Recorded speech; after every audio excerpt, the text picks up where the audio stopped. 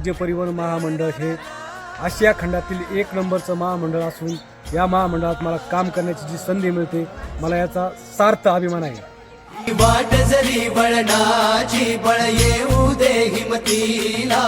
S T bus चालवत असताना मला पूर्ण जाणीव असते की माझ्या बसमध्ये कुठल्याही प्रकारचा माल भरलेला नसून त्यात 50 जीव आहेत याची पूर्णपणे मला जाणीव असते आणि त्यांना इच्छित ठिकाणी सुरक्षित पोहोचवण्याचं काम मी माझ्या कौशल्यपूर्ण ड्रायव्हिंगमधून करत असतो.